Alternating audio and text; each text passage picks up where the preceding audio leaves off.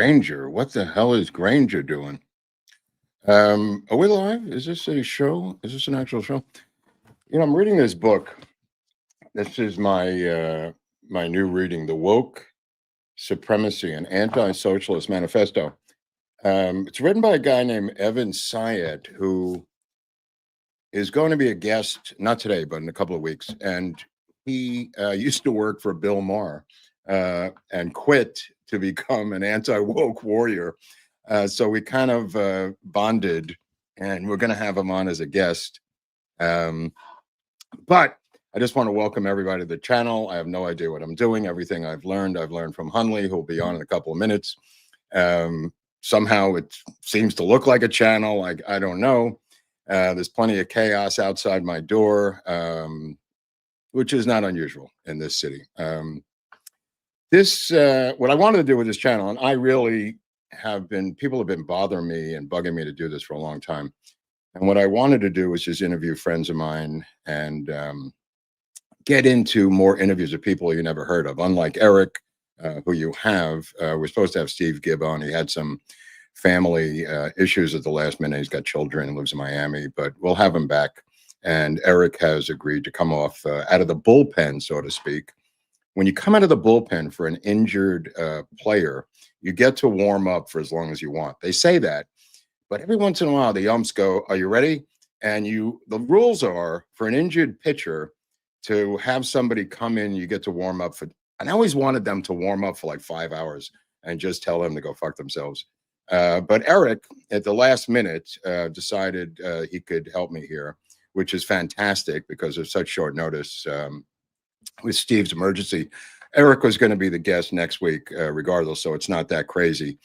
But we're going to have Viva on in a couple of weeks. We're going to have Barnes on. We're going to have Rich Barris on. And it's really to interview them about how they got to where they are. It's really not just jibber jabber like we do on the show. And I wanted to keep this more like a pop culture kind of show in general. And I'm going to be interviewing friends of mine who you've never heard of, who actually work in Hollywood and do things like music and directing and writing and TV. And they are the great unsung warriors of Hollywood that you never hear of, who I've been friends with for a long time. So that's upcoming. The first guys we're going to do are people that you've seen, and that's to just get the channel noticed by various people. And the time slot is going to be the same every week, Wednesday, 6 o'clock. For about 2 hours. We'll probably go for an hour and a half, 90 minutes today. And because Eric's got things to do, this is kind of like I said, Eric pinch hitting today, helping me out with this interview. But that being said, this is a whole different look. This is a whole different tone, a whole different thing to this channel. Everything's going to remain the same on America's Untold Stories. We're still going to do the news on Friday and news on Tuesday, alternating with JFK stuff. All the JFK stuff's going to remain there. All the news that we do on Friday is going to remain there, and that whole thing will remain the same. So this thing will just be my own thing, interviewing people that I want to interview by myself, which I thought might be more appropriate than dragging people into the arena where Eric and I are, which is basically not an interview show. I mean, Eric and I, once in a while, it may be like 2%. I don't know the actual number of times we've had guests on, but for the most part, it's Eric and I for almost 4 years, I think, doing it and doing the Kennedy deep dives, and all that's going to continue. So I'm going to try to make a new look at this thing, a new show, a new tone, and use my own interview skills to interview friends of mine. I have a bizarre style of interviewing, as some of you may have guessed, but I've been doing it a long time, and it's my own rhythm and my own style of how I do it. Sometimes it's interrupting. Like and subscribe if you dare. Thank you, Alicia. I have no idea how this machine even works. Like I said, everything I've learned from Eric Hunley, and I'm a boomer, so that's very little. As I said, he's the most patient person in the world. I am a hothead, and he somehow allows me not to blow my stack because I'm a technophobe and someone who really is just on the creative side as a writer my whole life, and not really a technological person. In fact, when we first got MTV Magazine, the contract for MTV Magazine in 1989, And we received all these Macintosh computers back in that day in 1989, made the first desktop complete digital magazine in American history. And we actually taught Entertainment Weekly how to do it. That was a new magazine. And we designed a magazine from scratch and published it using Apple products, using, the iMac and those big monitors and stuff like that. I couldn't learn it. I mean, it took me a long time to just be able to function. I used it as a word processor for many years. But anyway, that being said, let me bring Eric on because he's got things to do and he doesn't have to sit here all day listening to my jibber jabber. You may recognize Eric from Boys in the Hood. You may recognize him from such films as Donnie Brasco. You may recognize him from YouTube or from his 75 channels or from America's Untold Stories or from the meetups. Or from the trips to Dallas that we're making again, right, Eric? Yeah, I think a lot of people are going to get confused. I'm on the wrong side of the screen for them. Yeah, this is so weird. I mean, you've got the same backup, but I've got a different studio now. I see that. Yeah, completely different studio. This is just for this channel. When we do our thing on Friday, I'm going to go back to the same studio. So the people on the spectrum are not jarred. That is has taught me so much about spectrumy people. It's been an education. And I also am a big fan of the show Love on the Spectrum that I highly recommend. And my new favorite show, which is Poly Family, that's a tough one to get into. It's a tough one to fall in love with. Love on the Spectrum is a little bit easier. But this is a new one. So I don't know where this is going. So it's definitely controversial. Definitely you're going to have arguments with your better half about this thing. But hell on earth. We were supposed to have Steve Gibb on today, but he had something to do at the last second. Eric has agreed to come on. And as I said, I wanted to have Eric on second anyway, because Steve was the first one to ever interview me on YouTube. And I think Eric was second. Eric says it was Dr. Drew, right? Oh, I interviewed you before Dr. Drew. Right. YouTube. Yeah. I was talking about podcasting. I know you've been interviewed in the past by people. Oh, yeah. No, right. Yeah. But you came after Steve Gibb for some reason, didn't you? I mean, I don't even remember. When was the first time? Was I on with Viva or something and you saw me? No, I interviewed you first and then I put you on with Barnes. Right. And we were going to do a monthly thing. And you did this routine where you're like, we got to step it up, Hunley. I'm going to die. No, you mean because there was too many, not enough for the month? Correct. You were like, right. Yeah, this isn't working. This isn't working out. Right. We got to do this. Total alcoholic behavior. Total alcoholic behavior. It's not enough to do one a month. I need to do 100 a month. That's that sounds very typical of most alcoholics. But anyway, so yeah, I mean, this thing, how many years we've been doing this, Eric? 4 years this October. This coming October. September. Right, but we've known each other for over 4 years. I think you were first on in April of 2021 on my channel. Right. It was September that we you were like, okay, we got to spin it off. So I can't remember. We did 3 of the CIA shows. I think obviously the Elliot Smith.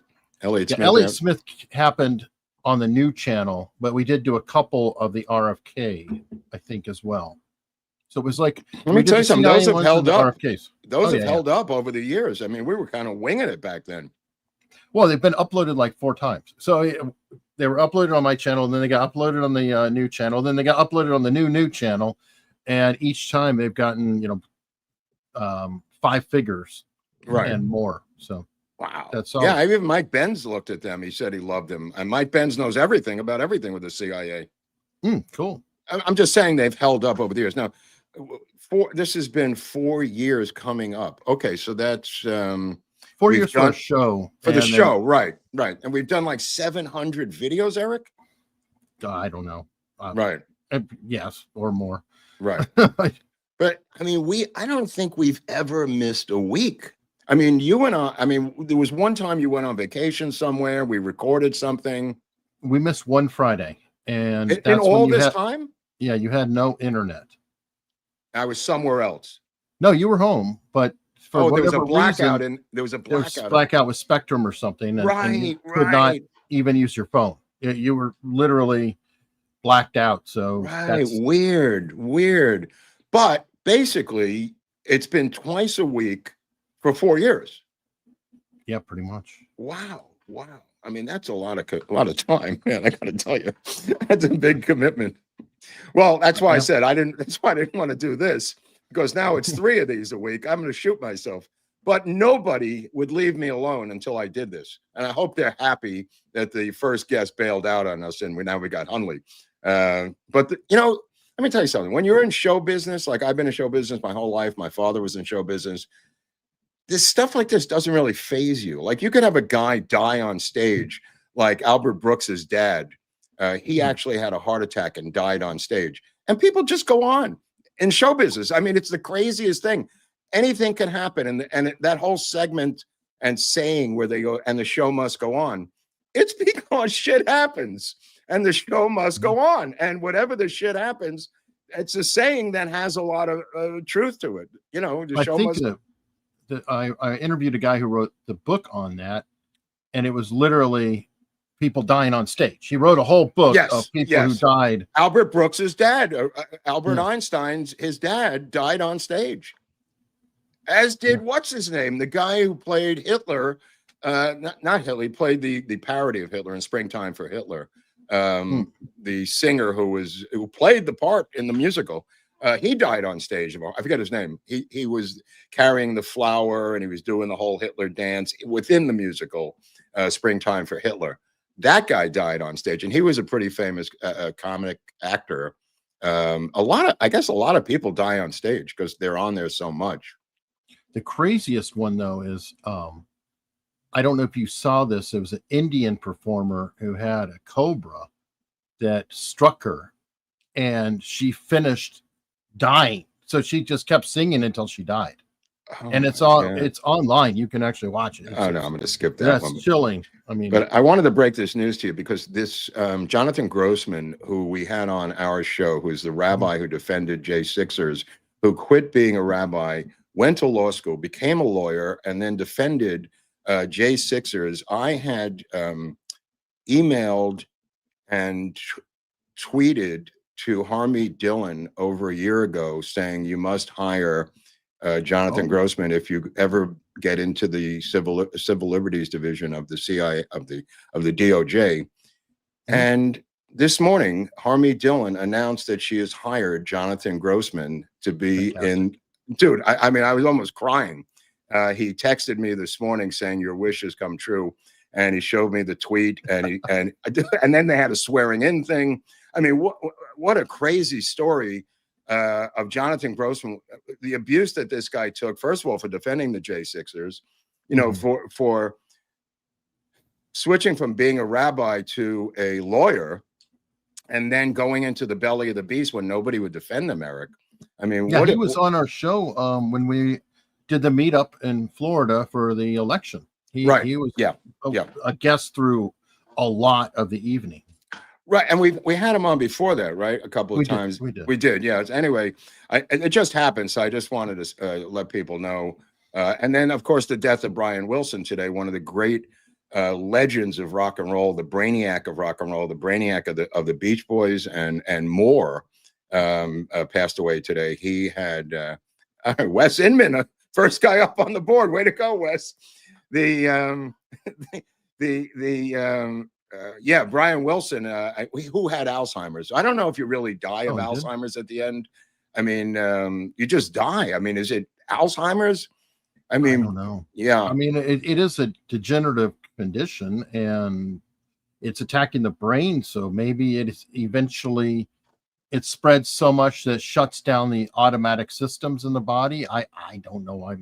Well, I mean, the Beach Boys, and especially Brian Wilson, who was the creative genius of the Beach Boys. I mean, that guy. There's a couple of documentaries that people might want to take a look at regarding Brian Wilson, but sadly passing today at the Sid Barrett too. Maybe, yeah. Well, Sid Barrett Sid Bear died in 2006, I believe. Yeah, that was years ago. But Wilson did not die from LSD. He was pretty creative up until the very end. But he did have a nervous breakdown in the 60s. He did. He absolutely did. Had to leave the band. Dude, he was so crazy. I mean, he had that insane psychiatrist who lived with him. He was kind of his Svengali. His piano was put in. They put sand into his house so he could play his piano in the beach. I mean, it was just sand in the living room. They brought sand from the beach into his living room, so it was like he was at the beach, and the piano was in the middle of the sand, Eric. Well, and then was it his brother who was hanging out with Manson? Oh, yeah, Dennis Wilson. Yeah, I mean, it overlaps. There's so much of pop culture involving the Beach Boys, and we'll get into that maybe at some other date, but I just wanted to acknowledge that that he passed today, and I guess it's a form of dementia. Brian Wilson, 82, passing today. But let's get on to Hunley, because that's really what I wanted to find out about more. Because I'll tell you something. There was somebody else I was thinking of that I have seen a million times, but I don't know their backstory. And I'm going to do the same thing with Viva and do the same thing with Barnes if they dare to come on here, which I highly doubt. Well, with David, you've got to say, so where were you born? How many siblings do you? No, you got to do it to him like he does. No, I'm going to torture him. I'm going to torture him because I already said when he had me on the other day, I said he's coming on the 25th, and I said we're going to find out about that time when you were 13 years old. You ran away from home. You went to Saskatchewan. You lived in the woods on your own looking for Bigfoot. Nobody knows that true story, and he just starts crying and I just kept going and going, but I don't know his backstory. Most people know mine because they're all episodes of this show. And Barnes, I roughly know. Barris is going to come on and give us his. And Barnes, we've kind of learned a little bit over the years about Robert. But Viva, very sketchy guy. Weird family members. They seem to fight among themselves. They all have different views. Eric and I have talked about it, before. Some are Orthodox Jews. Some are secular atheists. I mean, this must have been some dinner table. Right, Eric? I mean, I imagine so. Yeah, I don't know I do know he got into some trouble as a teenager, and it was close. So you'll dig for that.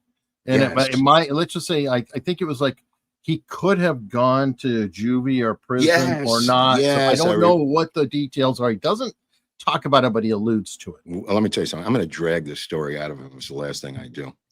I'm going to get it out of him. I know he started to tell me, and then he kind of backed off a little bit, But all right, so let's get to your story. More important, you're born in Tucson. Your father's doing. Do you have any siblings? I mean, is there any other? I have a older sister. She's 7 years older, so it's one of those that I'm almost an only child because by the time I'm old enough to do anything, she was leaving the house. It was a race to get out of the house. So, okay, is she alive now? Does she what does she do, if I may ask? She's a nurse now. Oh, she's a nurse. Oh, that's a legitimate profession. So, from what I understand, your father had a contracting business of some sort, or when I was little, my dad was a Marine, then he was a firefighter. Right. What? And he was in the Marines. He got out of the Marines. He was a fireman. Wait, was he in Vietnam, Eric, or after? He was not. He tucked in that little pocket between Korea and Vietnam. My Uncle Joe was in Korea, and he was like a high level Marine, NCO, like Pentagon level at the NCO. But my dad was barely in there. He was in a lot of trouble. He liked to fight, and I don't know what kind of terms he left on. I think he got an honorable discharge, but he didn't get along very well. I think he had lost. He sounds like Oswald. He sounds like Oswald ending up in a couple of fights. Yeah, he could be a troublemaker. And then he was a firefighter in Tucson. Then he worked for University of Arizona, where he apprenticed as a carpenter. Interesting. Apparently, especially hanging doors. He had mentioned that I think he hung like 500 doors. You know how difficult it is to hang a freaking door? It varied. He was doing it for the hospital. And apparently those, how those doors are huge and they're really heavy. And anyway, so he was doing that, and then he started his own company. But Of hanging doors or no, being a general contractor. General contractor, right? Right. So when I was born, he was working for the U of A. Yeah, I think he had already left the fire department. He was working for the U of A at that time and building my house, or our house that I grew up in. He managed to get land way the hell out northwest of Tucson. Was it outside Tucson County? It was outside of the county, or it's Pima County. Pima County. It's still large. Pima County, right? Yeah, right. Yeah. Right. It was northwest of Tucson, but south of Oro Valley and Catalina. But essentially, it was just BFE. I mean, it was desert. Yeah, way out there, and that's something he could afford. But they got 10 acres, and he built the house himself by hand. And wow, is it a big house, or is it like a log cabin like Lincoln lived in? No, it's a pretty decent sized house. Right, like 3 bedrooms or something, or yeah, it's 3 bedrooms. We had a kitchen. 3 bedrooms, kitchen, living one floor, room, Eric, family one floor. Room. Yeah.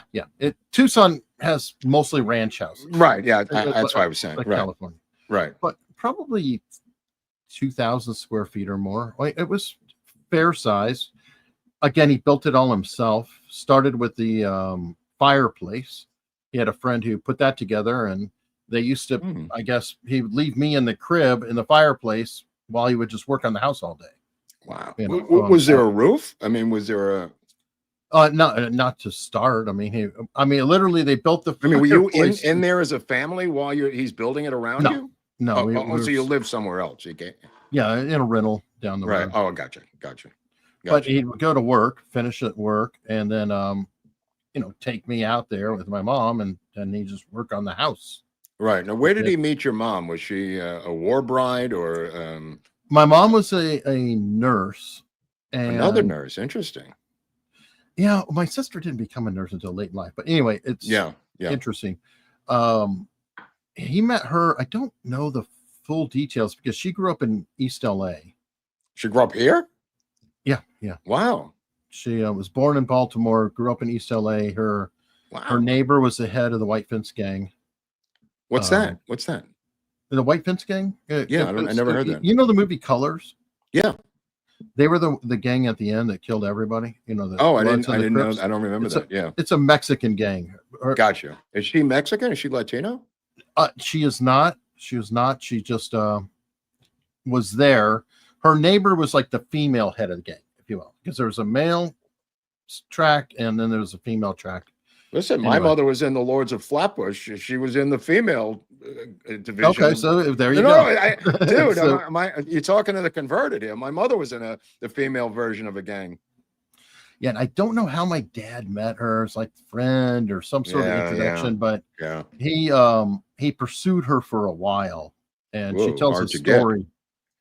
Yeah, well, she was in school to be a nurse, and she was away training. I can't remember. It might have been Phoenix or it was out of town, and she was away, for nursing school. And he was literally, I guess he called and harassed her enough where he just called, and she said that the phone wouldn't stop ringing this one day, and it was him. Wow. And she was kind of off and alone and lonely, so she started talking to him, and he won her over. He wore her down. Wow, phone conversion. Yeah. Wow. It worked for him. Okay, so they start dating, and he's doing what? He's in school, and she's in school, or? He was a Marine then, I believe. Oh, that's impressive. Yeah. When he's enlisted though, he never got a degree. Where was he based? Out here? Was he at Pendleton or 29 Palms, or? Might have been 29 Palms. Yeah. But it could have been either. Again, he might have. Yeah. I think he might have done his basic training at Pendleton and was stationed at 29 Palms. I don't really know that very well. Right. Where were you stationed? In San Bernardino somewhere, or? Well, I lived in Barstow. Barstow, yeah. I was stationed at Fort Irwin. Right. And also at Fort Eustis. That's what brought me here. So I was at Fort Story, Virginia. Right. That's where I met Leslie. She was. I get it. Well, we'll get to that in a little while. Let's go back to your dad. Okay, so your dad starts dating this woman. And somehow, for some reason, they hit it off. They get married and they go on a honeymoon to where? I don't know. Okay, well, that's I didn't know either. Might have gone to Hawaii. A lot of people go to Hawaii. That's like a big deal. They might have. I don't know. Like, my mom was weird though, because my mom was terrified of water. She was afraid to swim. Whoa, desert lady. So, well, it worked out well going to Tucson, but she genuinely was very, very, very freaked out about swimming, and they put me in swimming lessons too after I almost drowned. So, you almost went down in the pool, or yeah. It was one of those that I was walking and you fell in. Yeah, when you I was in legitimately, just they weren't paying attention. I was on the shallow end, and I started to walk, and if you go far enough, guess what? Oh, you don't realize that it's going downhill, right? Yeah, that is deceptive if you're not in any pool. I mean, I think that's why they mark the hell out of it, because it is kind of deceptive when you're in a pool to have it go downhill so quickly. Yeah. And just anyway, and my dad pulled me out and everything. I was like 3 or 4. Okay, so they get married, and then she gets impregnated with your sister. Right. That's right out of the gate, right? So the sister is born. What's that? Born in 63. In 63, the year that Kennedy was killed. So yeah. So she wasn't the cause, but yeah, she wasn't the cause of the assassination. Nobody's ever said that. By the way, I got the book today, The Great Zapruder Film Hoax, Eric, just so you know, and I thumbed through it. Holy, what a piece of shit this book is. It's a series of essays at different angles on why the Zapruder film is faked or different or stole. I mean, there's all different stories in there, but we'll get into that on Friday. Anyway, so the daughter's born. Your father now is building a house, or not building a house. They're living in a rental. Right. He was a fireman at that point. He'd been out of the Marines, I think, when she was born. Right. And I think he was working for the fire department at that point. For the city of Tucson, or just a volunteer? Yeah. Oh, no, it's a real job, right? Yeah. Yeah, city of Tucson. City of Tucson. Wow, that's a prestigious job. Okay, so he does that. He gets married. They have the daughter, and he's building a house, and they decide to have a second kid. Right. Not quite the same order, but I think she was pregnant and then had me when they decided to build the house. He was working for the fire department, and then he had to apprentice for the U of A, to get the carpenter job. Right. And then, who was his father? Did his father was a handyman too, or work with his hands, or? Definitely. His father was a demolition expert. His father painted the Golden Gate Bridge. What? Yeah, his father did a lot of crazy things. Did you ever meet him? Was he your regular grandfather, or? I don't know. He might have seen me as a baby. I don't know if there was much crossover though with his, he died, but so he painted the Golden Gate Bridge. What else did he do? He was a demolition expert, kind of a junkyard type person. He sparred with Joe Louis. He sparred with Joe Louis. That's weird. Okay. I'm just saying, yeah. One of these crazy redneck roundabouts. He used to arm wrestle. They would fly people in to arm wrestle with him. My grandfather, I would just hear the stories about him, but as a weird example, 55-gallon drums. Yeah. He, for whatever crazy reason, he had the ability, he could flat foot jump from the ground into the barrel, and then from the barrel, flat-footed jump out. Get out of here. You mean like a wooden one or a metal one, or? Well, metal, like right, oil but barrel. It's open on the top, and it's just standing there. So he would vertically jump up. Yes. Land in it and vertically jump out. Yes. Wow, that's insane. I've never seen anybody do that. Well, I don't know. I mean, how do you practice that? When you just come up with it on a bet or something?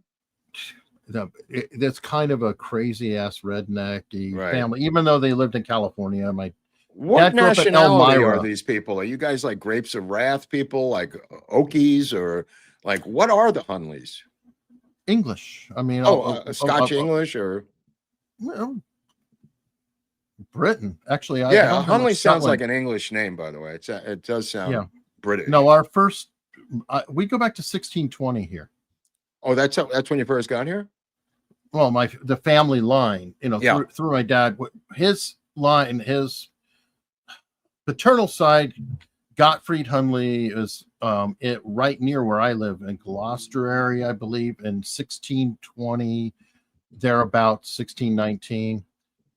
My grandmother on my dad's side, they came, I think it might have been on the Mayflower, but anyway, they came through New England, that path. And then my mom's side, I don't know, it goes back to late 1600s, 1700s. I mean, hundreds of years. And as far as it goes, just England. Right. Not really, there are, like I did the 23andMe, and there is you did? some Okay. Irish, like pieces in there. Yeah. But it's England. I got to do that. I got to find out what I am. So they came over on the Mayflower 2 or Mayflower 3 or even Mayflower 1. We don't really know. But by the way, Eric and I did an episode on the Mayflower, if anybody wants to take a look at it, about the actual. It was my relative that was desperate to get beer. Right. Like I said in the episode, they, and everybody knows from our episodes, they drank instead of using water back then because water was all impure.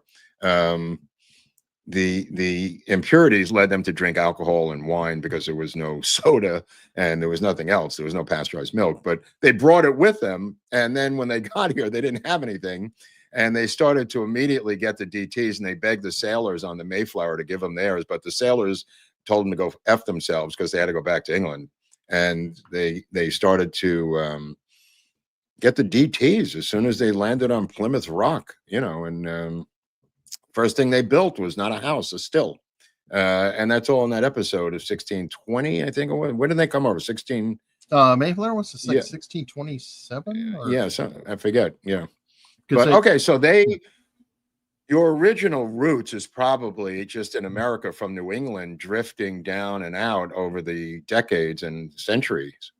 Well, one line is from Virginia through Kentucky up into Illinois, Missouri, and ultimately out to California, where my dad, I don't know if he wasn't born in California, he was born in Illinois, but he grew up in Elmira, California, which is like a tiny little speck off of Vacaville.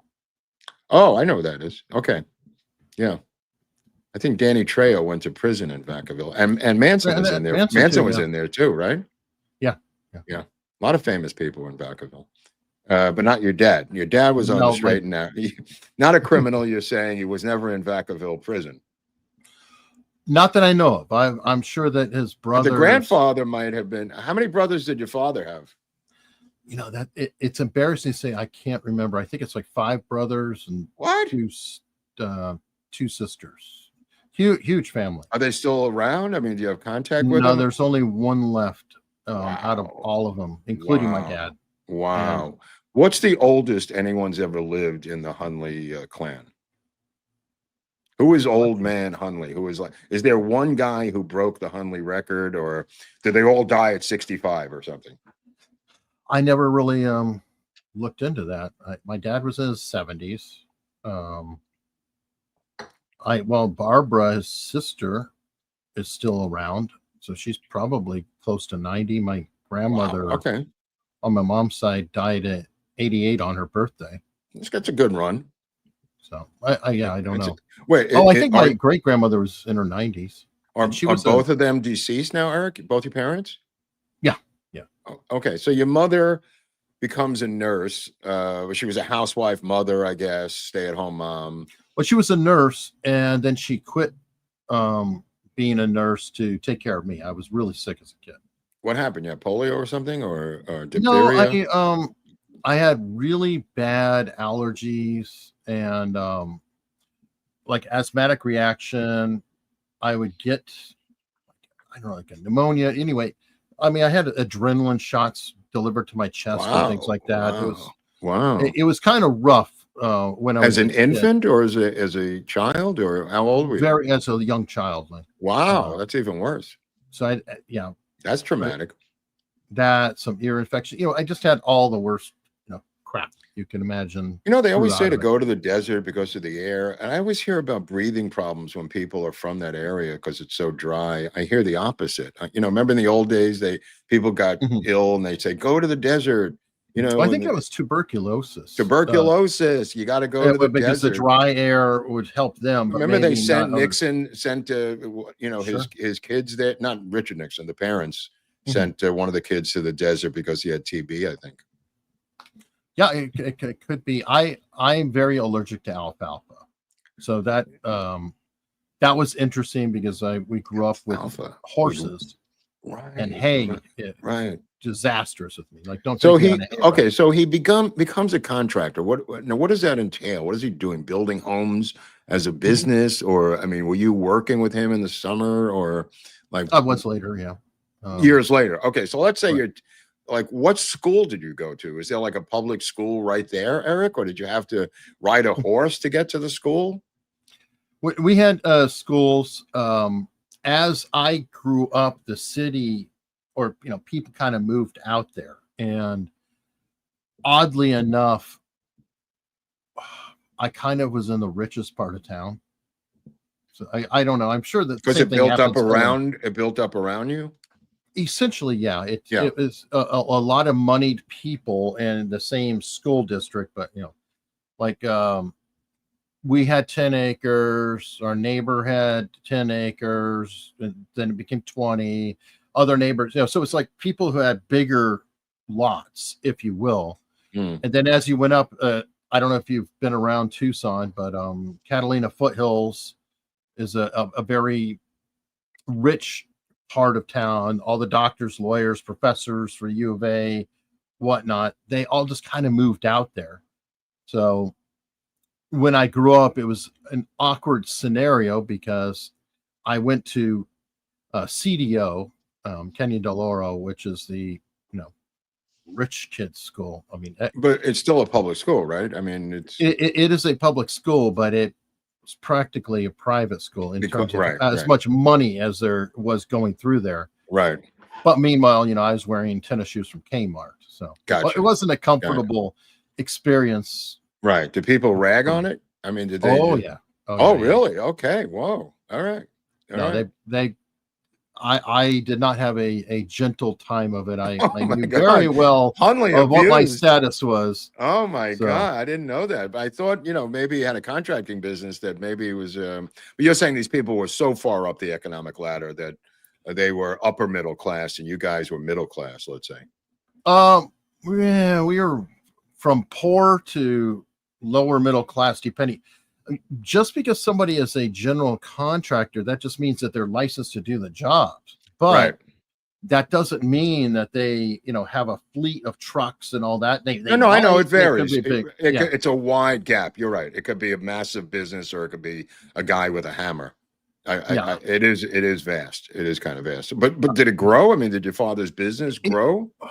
he struggled mightily in the sense that he couldn't get good labor, especially because everything was shifting over that time. He was not a union shop. Right. Um, he had, a couple decent workers. Did he have illegal aliens for the most part, or legal aliens? He wouldn't hire illegals. Oh, he really wouldn't. Okay. Oh no, no, no, no, no. He was vehement about it. Oh yeah. Oh, Yeah. wow. Oh, more credit to him. Wow, right on. No, he was not. Because there's so many there, Eric. I mean, even going Of back course, to the 60s, I mean, you told me, yeah. It's just places just overrun with illegals.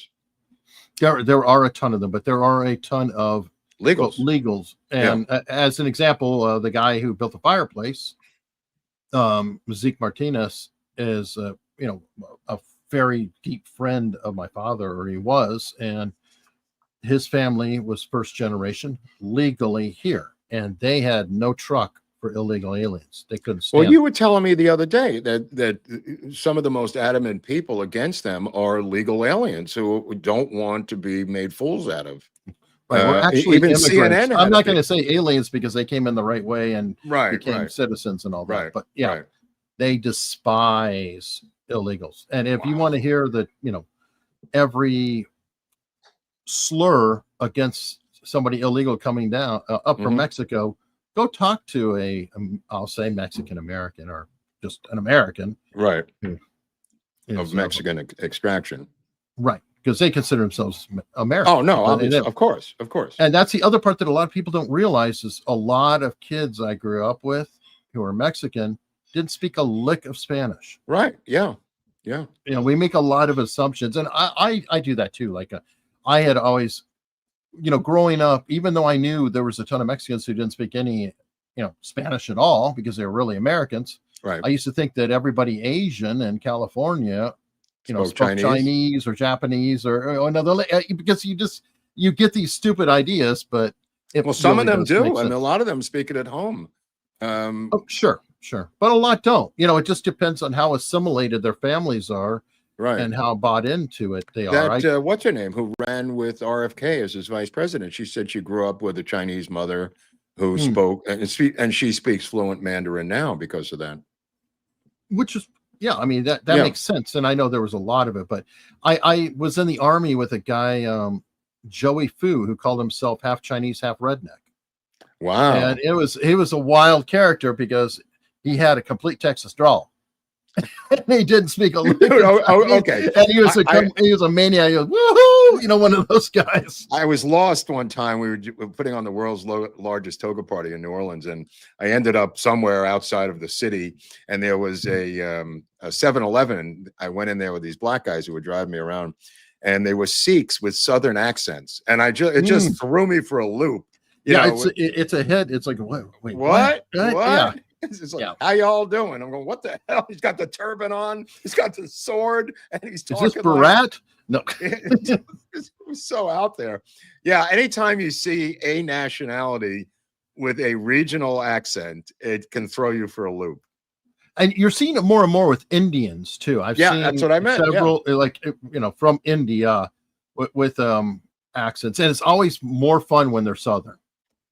Yes. It always just works the best. Yeah, that's the best. Well, the Chinese ones with a Southern accent, oh man, they should have their own show. Okay, so you're surrounded by Americans of Latin extraction. You're going to school. Sure. What percentage of the school would you say were Mexican extraction versus American natives? Barely anyone. Because really? I went to the rich ass school. Oh, right. So I knew Mexicans in my life, but there's not a whole lot of them that actually were rich. Was your dad, by the way, was your dad and mom Republicans then, or were they Goldwater Republicans, or what was their politics? My dad is, he was a conservative, is the way I would put it, because he was a registered Democrat, right? But from the traditional Southern Democrat aspect of it, and my mom was more Republican, but not really political. My mom was very religious, but not political. My dad. What religion was in the house, by the way? No, or any? That's a long story. Did you go to church, or I mean, some? Was she a Christian Scientist or a Jehovah's Witness? Yeah. My mom started as a Baptist. Okay. And when I was 7, she converted to a cult. A cult, or a cult like witchcraft? A cult, a religious organization. I consider Jehovah's Witnesses, a cult? Seventh-day Adventists. Yeah, they're pretty close to it. Okay, I mean, it's our cult. She went to one that was the Worldwide Church of God, but with Herbert W. Armstrong. Right. And remember that name, Herbert Armstrong, right? Yeah, there was something weird with his daughter.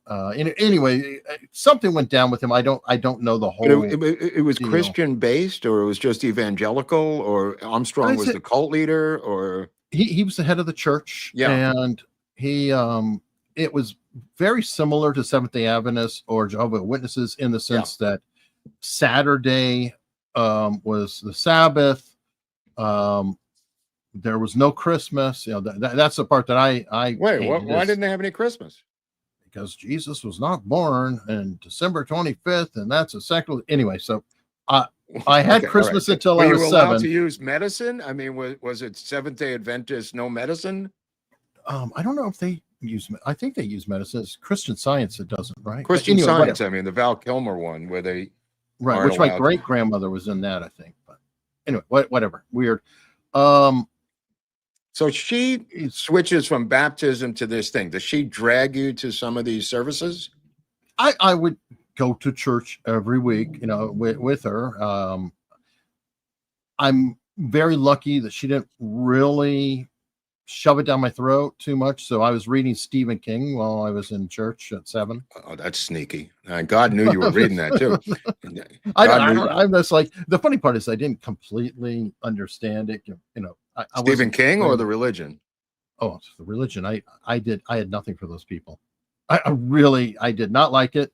It was mandatory. I had to go. Okay. What about the social scene? Was there like a social scene with other kids that you were forced to play with who were really creepy? They didn't really like me, and I didn't really like them. I mean, I didn't. I was already, terminally shy as a kid. Right. This didn't help, did it? In some weird culty evangelical group. It really didn't. How many were in there? Was it 500, 50, or 20? Or did he have a big church? Yeah, they could fill a stadium. Yeah, I've heard that. Yeah, I've heard. No, that. it was very big. Yeah, it is weird. But anyway, we did that, and I don't even know why, but we just kind of stopped going. I hated it because, with the maturity of a 7-year-old, I was resentful, and probably am to this day, that I had Christmas taken away. It sucks to have Christmas for 7 years. And that's really dark. You get it yanked from you. Did your dad give you anything? A hammer, pliers, some nails, anything? No, my dad just is like, he didn't. He just let her do what she was going to do. He kind of regretted it later, but it was what it was. And did your sister go along with it, or did she feel like you, or she was older, so it didn't matter? Yeah, she went along with it ish, but yeah, she was already 14, 15. She's in high school. And you're like 7? Yeah. Yeah.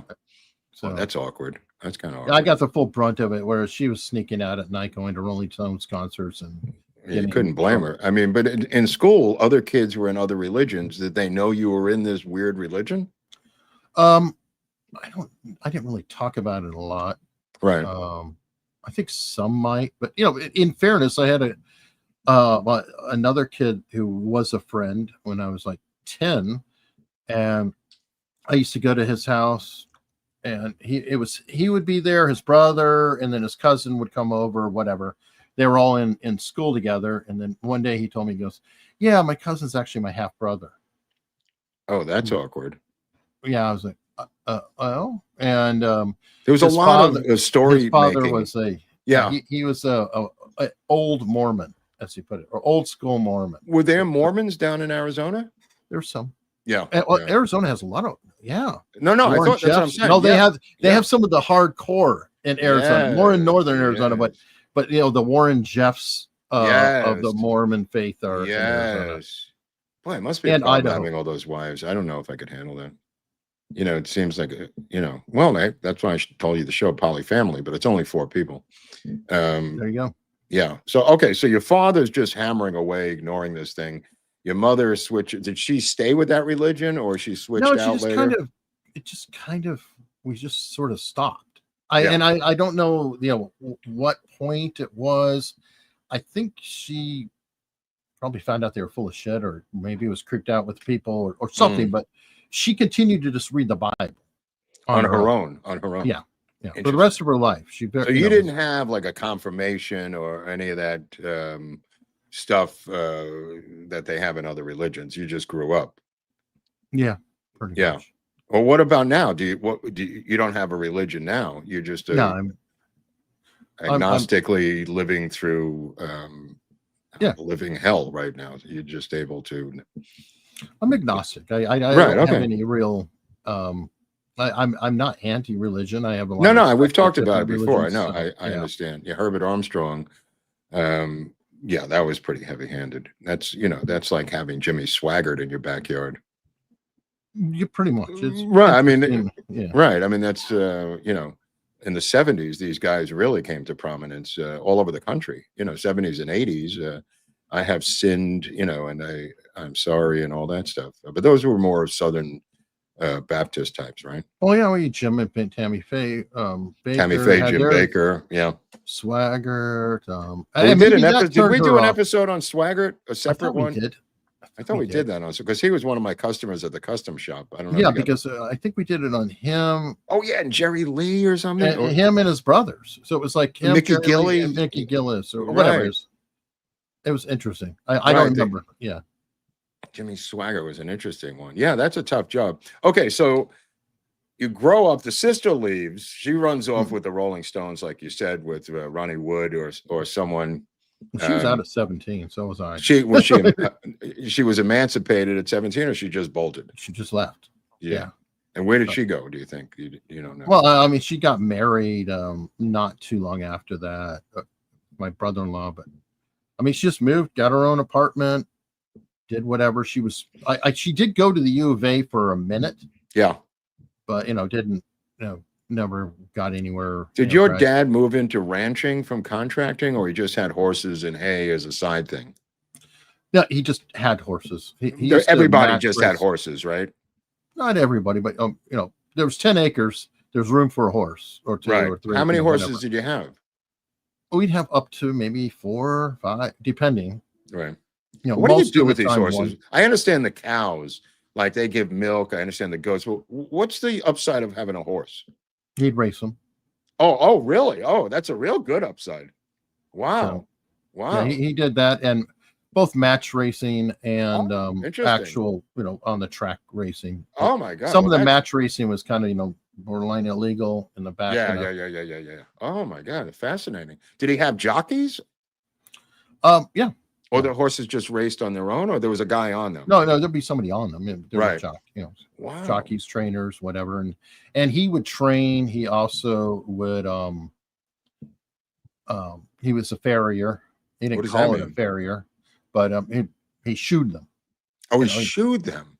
Yeah. Isn't that a blacksmith or no? Well, a blacksmith makes the horseshoe, but and they sometimes would do that, but he would buy the the shoes and then just nail it to their feet. It's called a farrier. Why do they need those shoes? I always wondered about that. What do they do if they don't have those shoes? What do they do? Well, horses are extremely fragile. A lot of people don't know that. Yeah, I don't know that. They'll eat off the ground. They get sick all the time. You got to really take good care of them. Especially in a rocky area or what have you, right. Their hoofs will grow out too much if they're not clean. And then if they split their hoof, it can lead to a broken leg. And a broken leg horse, you shoot them. I mean, there are a lot of issues. So when they get these metal horseshoes, it kind of protects the bottom of their feet. Correct. Okay. Yeah. And guys, make that you bend it, Eric. Trimmed. You bend to like a steel rod with heat. It'd be preformed. Oh, preformed. Okay. Buy them preformed. Did you have to play horseshoes as a kid? Was that a sport that you guys played? Didn't really play the game, but that much. But it was around. Those are a lot larger. In general, the horseshoe game is a bit. Yeah, the horseshoes of the game are like this big. Wow. And then the horseshoes on a horse. You know what? I think like I see that in my mind's eye of the horseshoe games I've seen. Yeah, they do look a little bigger. Yeah. Yeah. So what is your dad's vices? Did he gamble? Did he rumble? Did he work too hard? Did he what was his thing? Like what was his downside? My dad didn't do much other than work. He liked his horses. He did gamble on the side. With horse betting, I've learned a lot more than I realized. But it's not. How do I put it? He kind of knew all the horses because he was training them, so he could bet. It's not the same if you bet on a horse that you're watching train and the horses and how what kind of shape they're in. Right. And it would do pretty well with that. He actually, there was a guy who got suspended from the Kentucky Derby, Bob Bennett or whatever. I can't remember his name, but in recent years, his horse got popped for doping, and my dad knew him back in the day, and he said the guy was a doper. Wow. All the way back in the 70s and 80s. Wow. When I was growing up. So he'd do that, and he'd work. I mean, he'd work long ass days because, it's feast or famine in that business. Okay. So you go to high school, you get out of high school, and then there's nobody in back of you. It's just the two, your sister's already gone. You go through high school. You do anything in high school? Do you play sports? Did you get into computer science? Like, what was your thing in high school other than just counting the days till you got out? Journalism. What? Really? Yeah. Was there like a high school newspaper or something? Yeah, I was editorials editor. And wow. Wow. It was on the debate team, went to state. Wow. Wait a second. Let me just focus on the newspaper first of all. What kind of editorials did they have in the paper? Oh, well, standard stuff. Reagan is evil. All that good things. We had Ed. I think it was Ed. Is this Nico. The 80s, Eric? Where are we here in the history of the world? Okay, go on. Yeah, I graduated in 88. Bob Baffert. I'm just trying to get my mind around this. So you're writing these editorials for the university or the Arizona High School Gazette. CDO. Yeah. I forget what they called the damn thing. Anyway, whatever. Yeah, like I did it for the Amityville Record, which was my high school paper. I went to Amityville High School, but so you're doing essentially the same thing, but you're writing editorials that are anti-Reagan. Yeah, I mean, it was standard left-wing politics. That's where I learned all the skills. Like how to write an article, and I'm being serious. I was taught how to manipulate a narrative because when I went, it was pretty much so extremely left-wing and damn near communist infested that Tucson, I learned really? things. Wow. Oh yeah. It was in the 80s again, as the richer part. The same people who go to Columbia, elites. I grew up with elites, and I know how they think, what they do. Wow. But as an example, I learned how to write an article because you have to write both sides of a story. So obviously, ironically, I grew up with guns, but I was anti-gun because I was supposed to be anti-gun.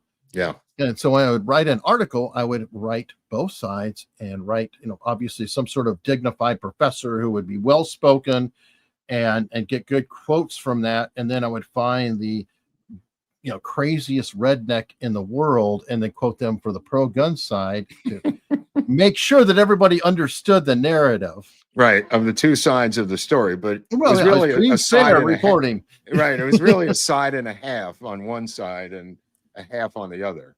It was kind of like Hannity and Combs, where poor Combs is nothing but a bitch boy. Yeah, that was a mismatch. That was a total mismatch. But Combs is dead now, right? He did. Yeah. I always liked the guy. But me too. Me too. I like Combs. It's sad how much they beat up on him, But look how Dan now has risen out of the Democratic ashes on two-way. Dan, what? Yeah, he's doing great. I know. like the guy. I know. I mean, he's denouncing the Democratic Party. Dude, I'm waiting for Dan to switch over already. Holy crap!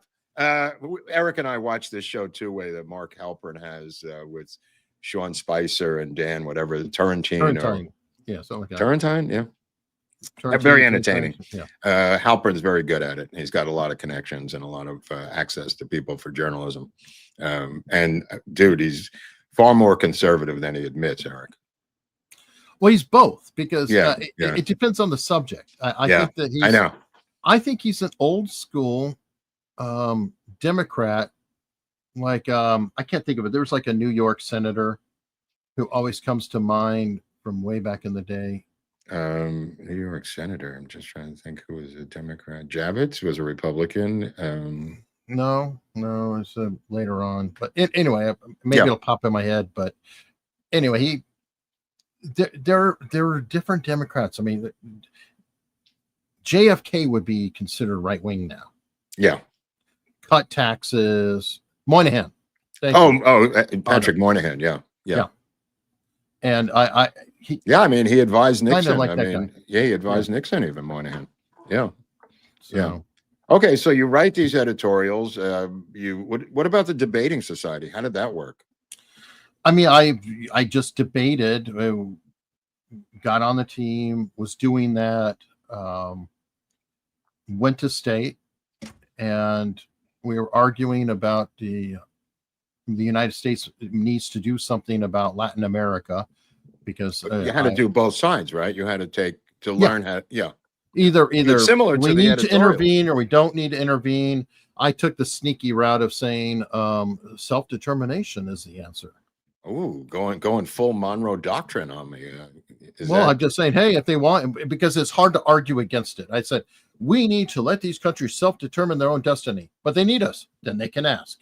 But they don't need us. Then we can stay away. So that was kind of my Okay, so you go to the championships of the debate. Do you win that? Do you get a prize? Like, no, I got ultimately runner-up on the that's something. That's a big deal, bro. That's a big deal. We won one and then runner-up in another. How many people were there? 3? No, there were I mean, on a team. Oh no, there's two on okay. a team. Yeah. And I would spend all my time driving to the U of A and just lived at the library, going through microfilm, microfiche, and trying to find magazine articles because for both sides of an argument. Right. Well, whichever side I'm trying to present, I would go research and try to find the most current information possible from the biggest status points that I could, so I could whip out an article at any point and say, oh yeah, well, I have this Yale professor who says blah blah blah blah blah. Interesting. And so it's a different kind of research. Like when you're doing an article, you're writing for a particular conclusion. For the debate team, I had to just accumulate knowledge or evidence or whatever that I can present on the fly from whatever argument you might have. And so it's a different kind of approach. I think Ben Shapiro was a big debate team guy too. Yes, I'm trying to think of people who were on debate things in their lives. Well, that's two of you. Okay, so you go to the debate team, you do the newspaper, you must have had a lot of friends. Those are two prominent things in a high school, Eric. I never had. How big was the high school? How big was the class? Let me put it that way. 500 and something. I knew you were going to say that. Okay, yeah, mine was like 900. So I mean, it's 800 or something. So it was pretty small too. Yeah, that's a different vibe. That's a different vibe than a mega high school. Yeah, I guess. I mean, I don't know. The whole school probably had 2,000, but anyway. Oh, that's pretty big. My grade was around 500-ish, but anyway. Okay, so did you want to go to college? I mean, did you graduate to go to college? Like, what did you want to be when you grew up? An editorial writer or a lawyer, or like, what was your fantasy? What's that? I was all over the map. But right, yeah. Essentially, I just graduated, got out, went to Pima for a little bit. I wanted to be in drama as well. I was in drama. Oh, you told me that, right? Okay, yeah. So you go to Pima the town or Pima College or Pima College for a minute, right? And took like drama classes, right? But didn't really have the money put together. I worked at the grocery store. Just didn't. My grades weren't great. I might have done these different things, but there was one thing I never did, and that was called homework. Oh yeah, that's important. What about the SATs? Did you take those? Never took them. Never took them. I had a feeling you're going to say that. Yeah, I took the state exams, and that was a weird situation. But because in grade school, I had some problems. Didn't get along with it wasn't just the other kids that made fun of me. The teachers hated my guts too. What was their beef?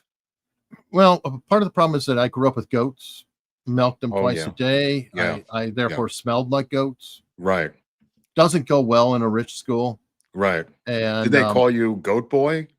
Yeah, amongst other or other things. But it wasn't pleasant. A lot of farm kids go through that type of thing.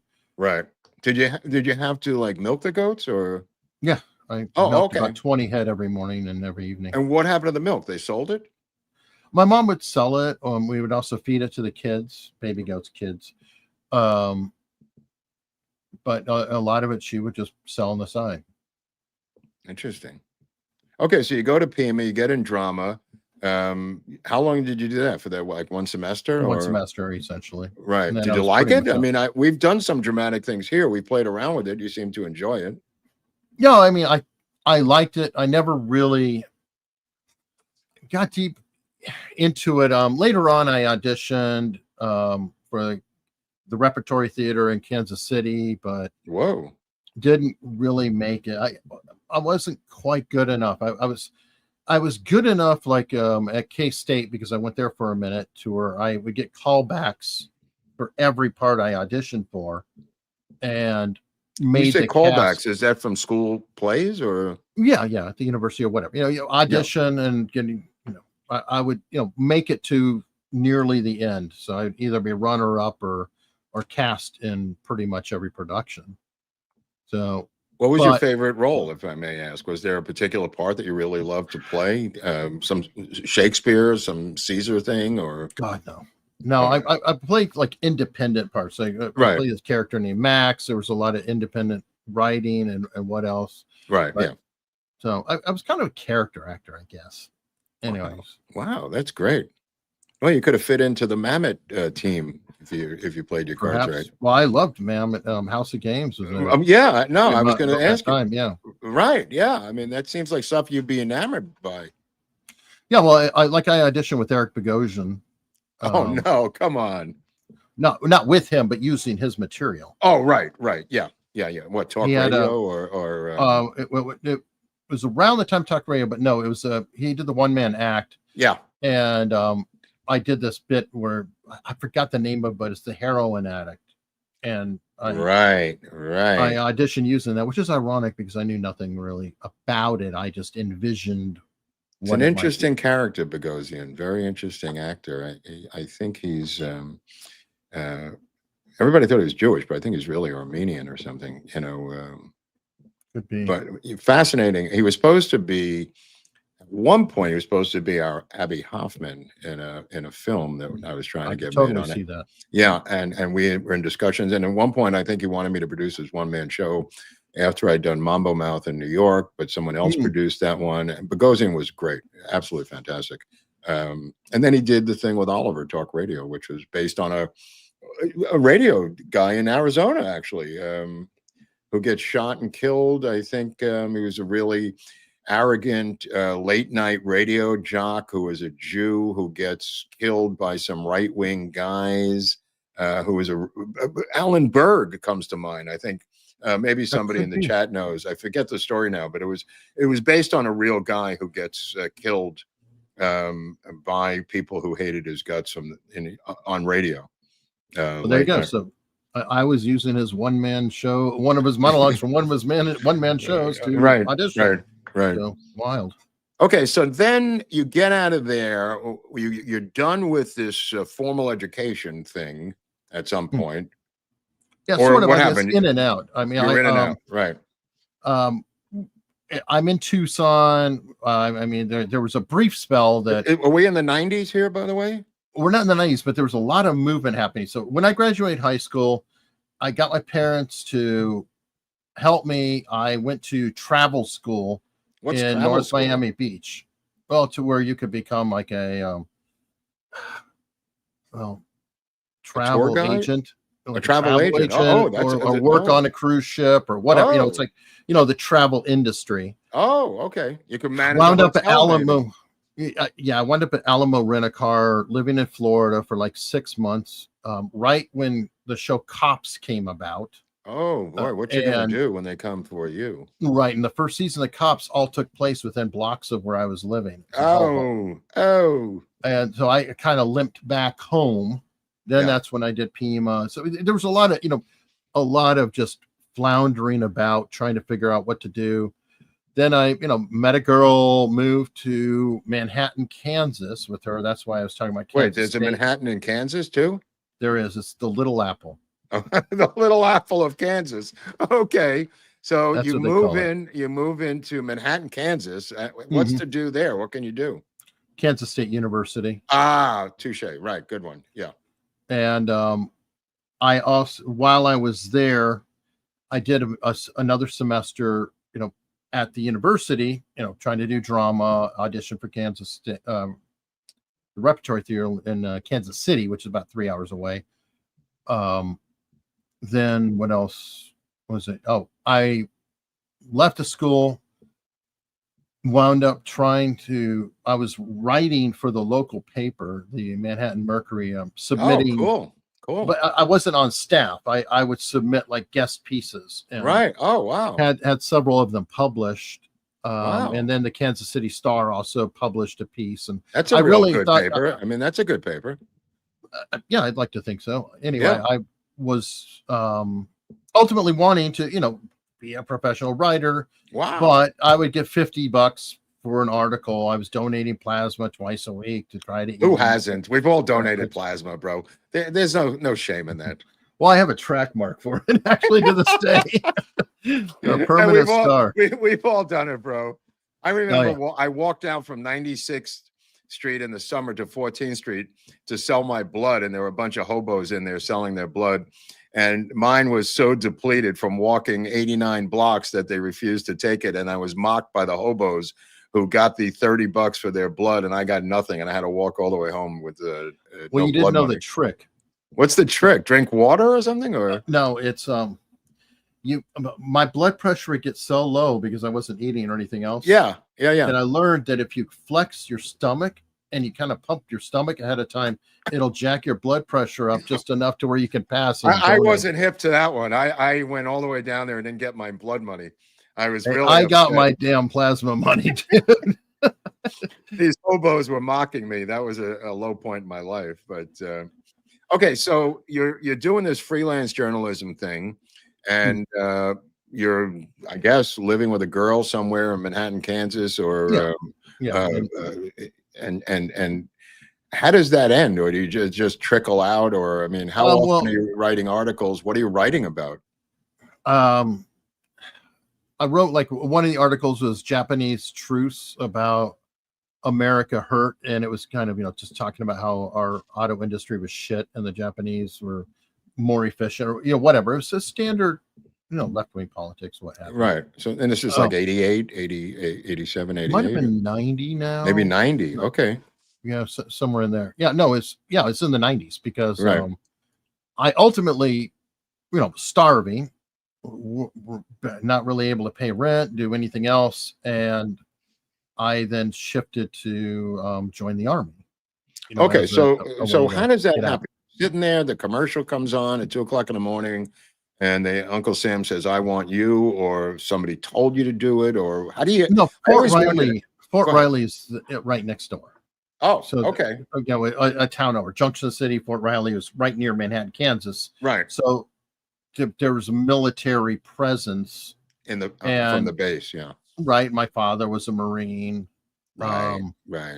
I knew I actually had even tried to join the Navy when I was in high school, scored really high on the tests. But when they heard that I had problems as a kid with asthma, they rejected me out of hand, even though I got a doctor's note stating that I did not have asthma, that it was actually an asthmatic-like reaction from allergies. They said not good enough. John McCain and Jim Colby both wrote to the Navy, and it didn't have any effect. Wait, your father got John McCain to write to the Navy?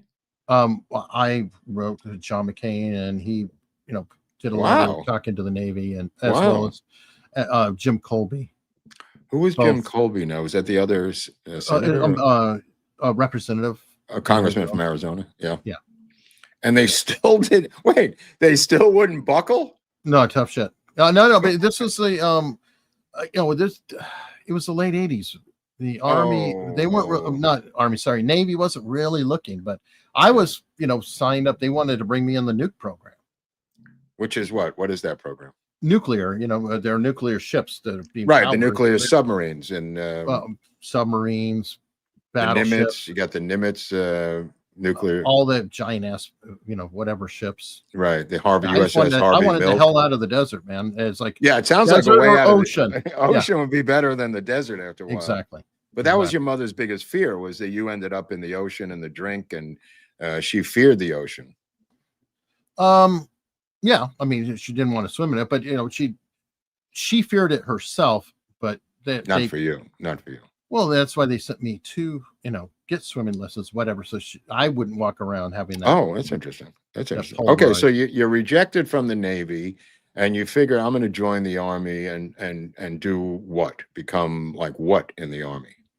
All right. So the whole Army story is this kind of frustrating, because I wanted to be public affairs. Like, JD Oh, Vance actually is very public good. affairs, Right, right. I was writing, I was published. I was like, hey, That's not a I'm bad probably stretch. good I could see enough that. I could see that. but when I went there, and this is in 92, they were trying to fill quotas. And you know how you've heard the old saw, my recruiter lied to me? It's a common thing. Everybody's talking about how the recruiter lied to them. Technically, the recruiter I had never lied to me. They said, we have the programs, you do qualify. I tested through the roof on all the tests.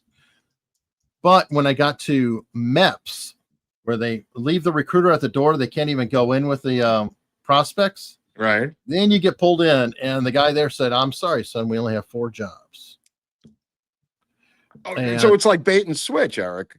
Essentially. But I have 4 possible jobs, which was infantry, mechanic, engineer, and cook. And cooks. Cooks. That sounds cooks had a bonus. So essentially, what was the bonus? Oh, bonus financially. Right. And so I'm somebody who's donating plasma twice a week, has no money whatsoever. I was like, oh, hell yeah. I go to training, get a couple $1,000s. Lo and behold. Right. The MEPS guy said, hey, with your articles and stuff, even though you're coming in as a cook, when they see your talent, don't worry. They'll let you just be on special assignment to the okay. To the paper. Was he full of shit? He was absolutely full of shit. Oh my God, Eric, what is it to him? Like, does he get a bonus?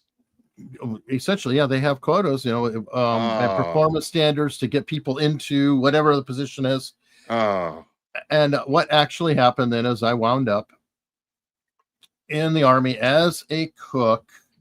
And because I was called a bonus baby, like I took extra money, right, that meant that I could not be in special assignment no matter what.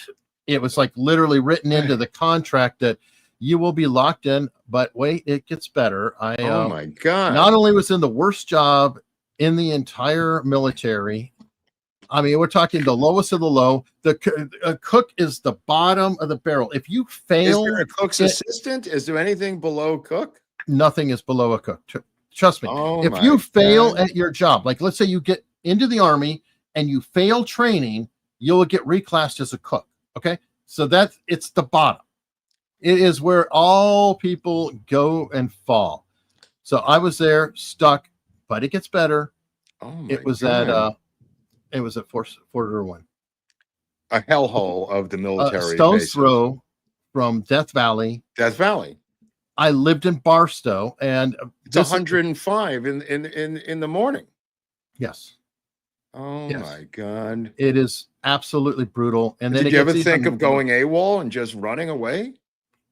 You think about it every minute, but I'm not stupid. No. Right. You're not going to do it, but you do think about it. Well, I was thinking of a lot of things, including harm to people around me. But, did you ever try to make a run for it? No. I mean, ironically, it was the worst thing imaginable to me at the time, but maybe the best thing that ever happened to me in my life. For discipline or torture or mental cruelty? Just to straighten you out or no, to tolerate things like to put up with shit. Yeah. For example, do seem to have an ability to put up with stuff. Yeah. You do. No, I'm saying I wasn't kidding. You seem to have a lot of patience, I guess. That's as simply as I could say it. Yeah. Yeah. One thing I learned back in basic training, this is a good life lesson for anybody who wants to know. When I went into basic training, first off, I was a dedicated smoker and had to quit cold turkey going in.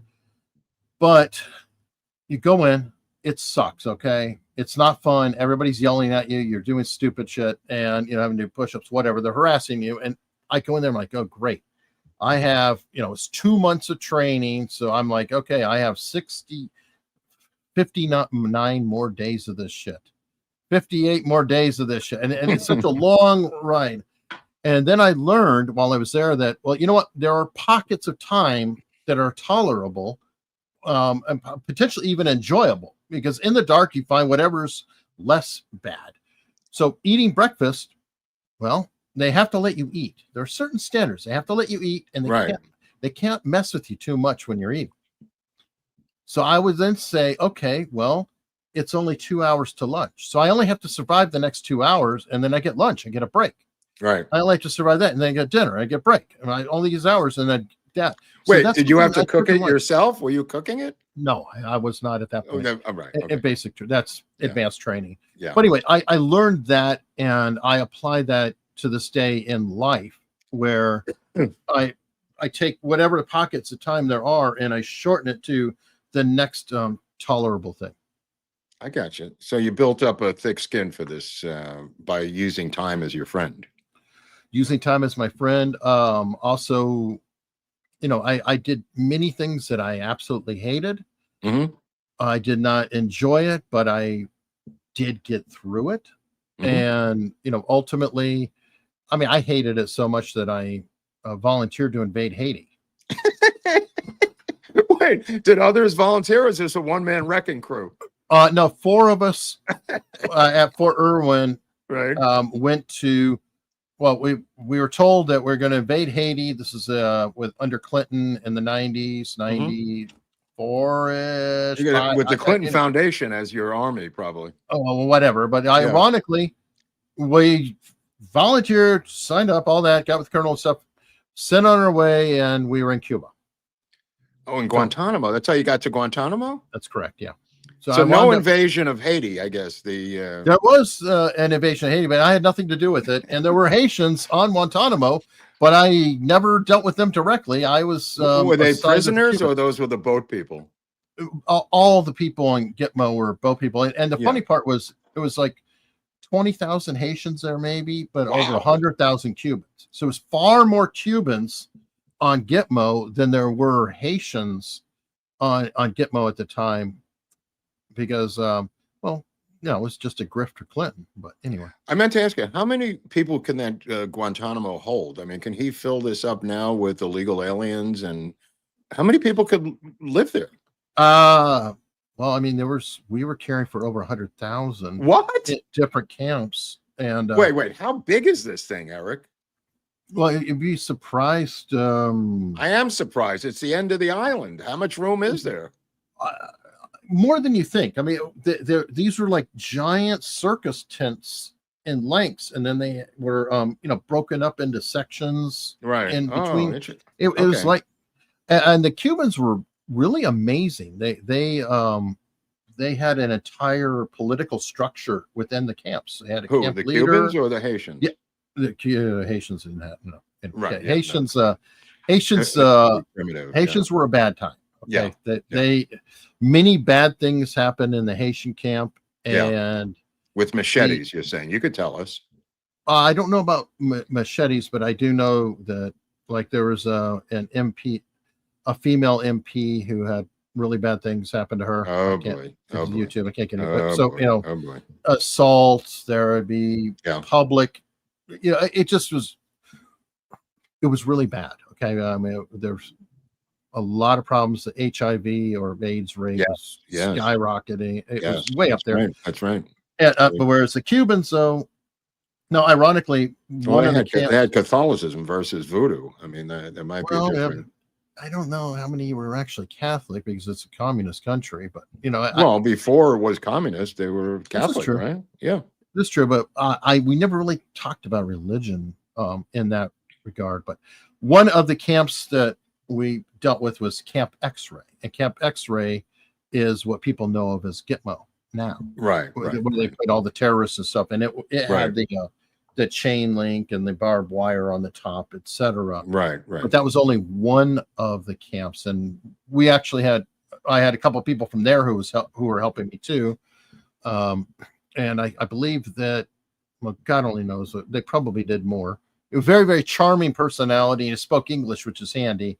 Yeah. But I know at a minimum he was like a massive drug smuggler, but he might have killed some people too. I don't know, but anyway, he was helping.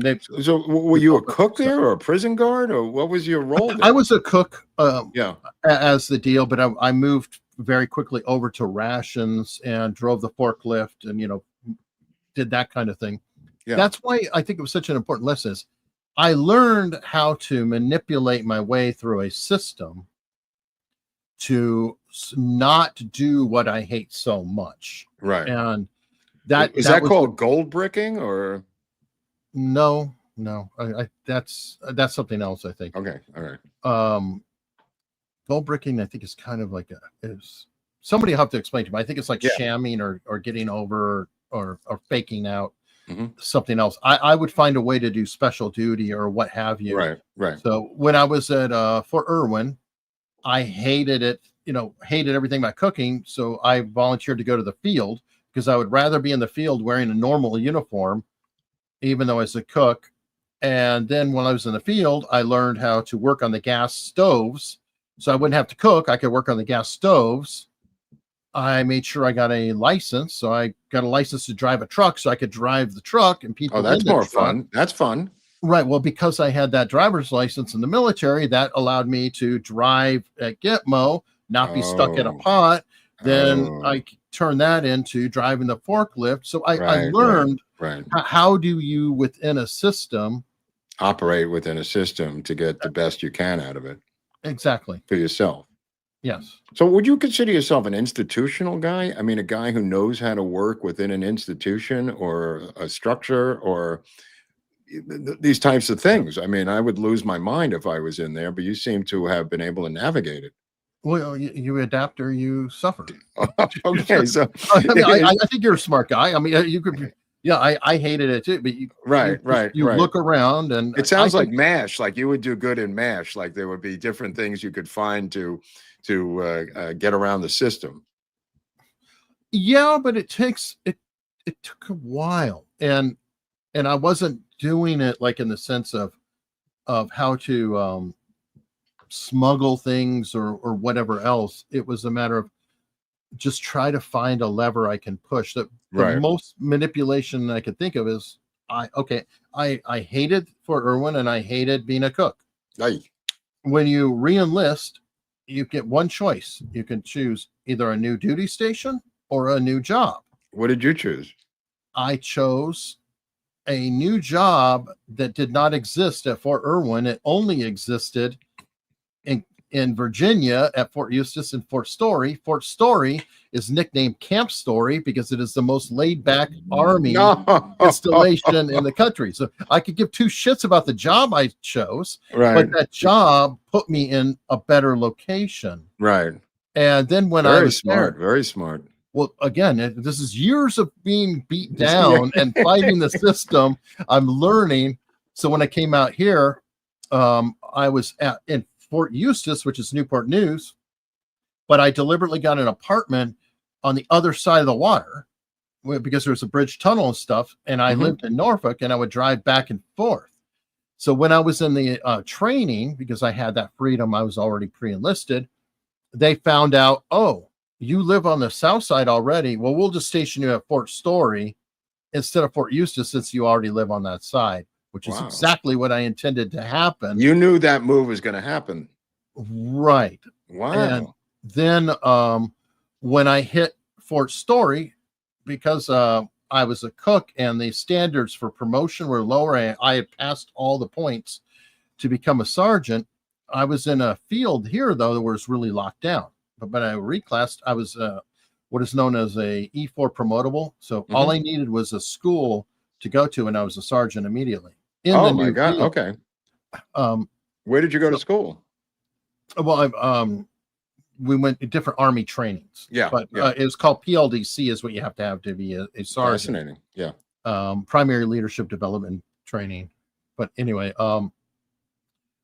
I went there. I did one mission with the people. They liked what I did, so they sent me to the leadership school, and then I volunteered and was a training NCO. So I didn't even do the job. Okay. Now, how did you get into? There's some part of my story I remember where you started to teach IT at like the University of Arizona in Phoenix or something, or.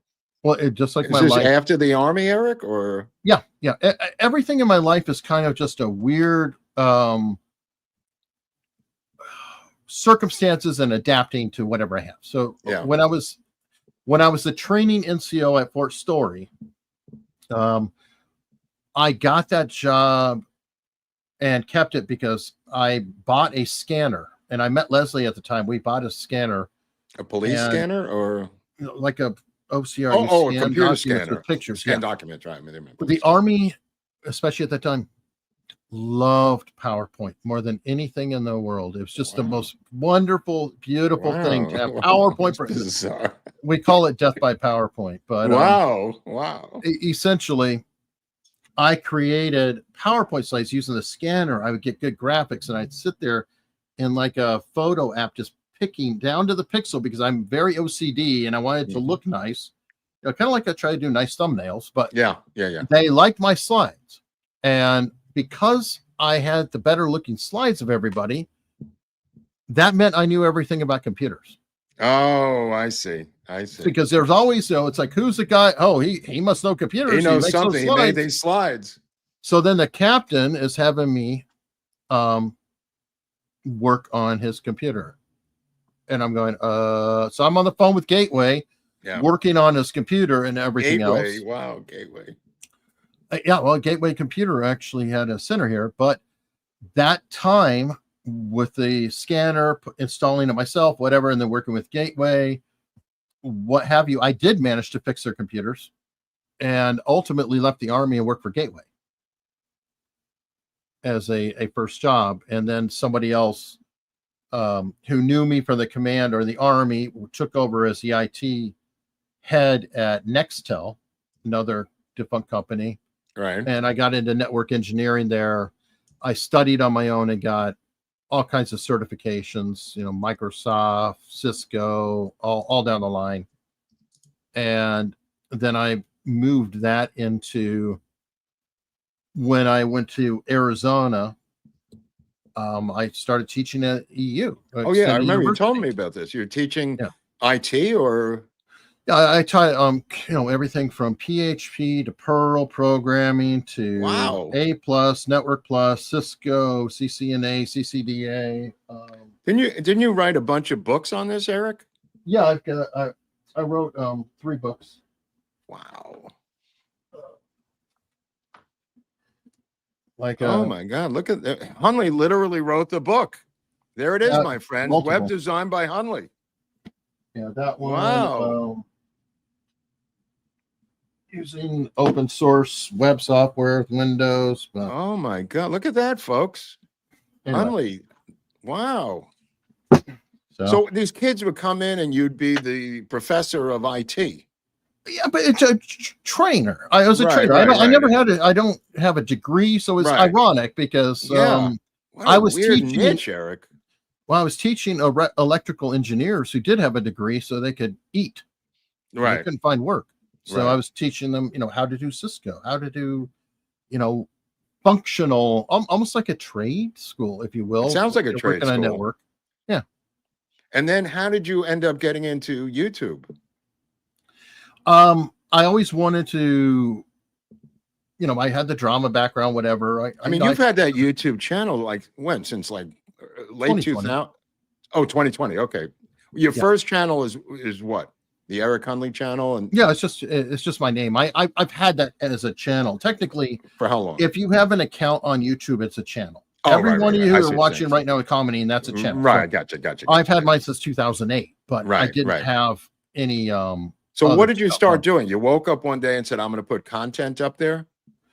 No, what happened was I wanted to podcast all the way back in back when I was writing the books. I was thinking about podcasting. The same type of information or just no, I really fell in love with Macs, and I wanted to do possibly like an Apple style podcast or whatever. Like Leo Laporte of Mac Break Weekly, who I always listen to, John Gruber, all them. Mm-hmm. And then I just never really did it. And I didn't, I had imposter syndrome, didn't feel like I was talented enough to do anything. So I didn't do that. Then I got into running in 2012. I was going to run some marathons or something? I ran 4 marathons, a 50K, a ton of half marathons. Whoa. And I was going to do that, but I was like, I'm going to get bored of it. I'm going to run out of the, subject. And I came across, because especially when I was running and doing different things, I like to listen to, audiobooks and stuff and study different things. So it was like Malcolm Gladwell, Freakonomics, Jonathan Haidt, a lot of these, I don't know if you call it pop science or whatever. That's a good name. But anyway, I would listen to that and I enjoyed that. And I happened to hear Sam Harris bitching about this guy on Joe Rogan. And the guy's name is Hunter Maats, Maats.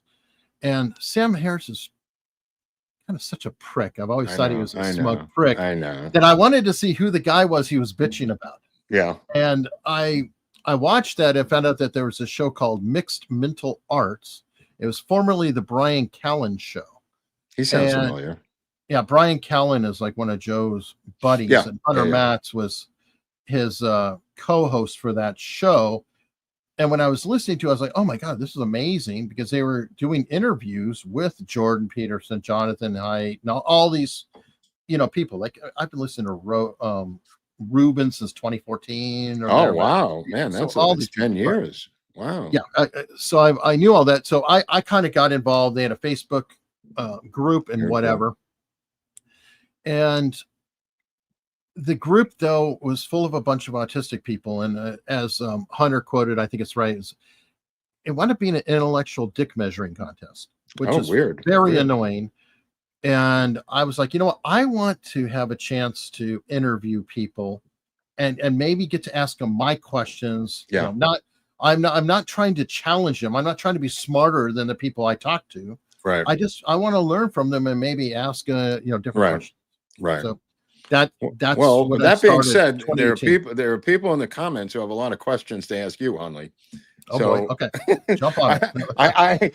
I want to give these people a chance to maybe ask you a couple of questions themselves, because we don't really do this on our channel, because mostly they're asking questions about the subject that we're doing. So I don't know how we actually get them to ask you the questions, but if I could figure this out, somehow we'll get somebody in the super chats to start. Oh, here's something. Okay, Eric, look at that.